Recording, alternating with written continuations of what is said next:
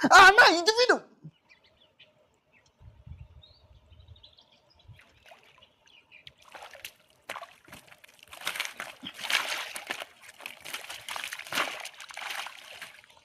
మచ్చ మచ్చ తీసావా? Like it so. Hello guys, నేను మీ వైఆర్కే. ఈ పెద్ద కాలువ చూడడానికి చాలా అందంగా ఉంది కదా అని చేపలు పట్టడానికి అయితే వచ్చేసాం. ఇంకా మనం ఎప్పుడు చేపలకు వేటకు వచ్చినా కూడా ఎర్రలతోనే వస్తాం. ఇప్పుడు కూడా ఎర్రలు దోక్కొని వచ్చినాం. ఇంకా ఈ ప్లేస్ లో జిలేబీలు మాత్రం పొట్టు పడుతున్నాయి. గాలం వేసుడు తీసుడు. ఇంకా 2-3 గంటల్లోనే 2 కేజీల చేపలు అయితే పట్టేసినాం. మస్తు యాడ్ అయితే జరిగింది. ఇక్కడికి వచ్చిన కొంతసేపట్లోనే 2 కేజీల జిలేబీ చేపలు అయితే పట్టినాం.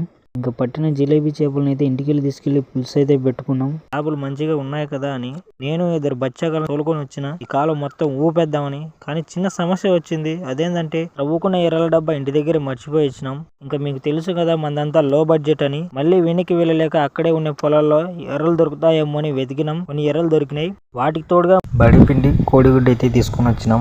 ముందుగా బడిపిండి కోడిగుడ్డు 2 బాగా మిక్సింగ్ చేసి ఆ తర్వాత చిన్న చిన్న ముద్దలుగా చేసి నీళ్ళలో వేయడం జరిగింది. జిలేబీలకి నచ్చలేదో ఏంటో తెలియదు కానీ ఇంకా ఒక్క చేప కూడా పడలేదు ఫ్రెండ్స్.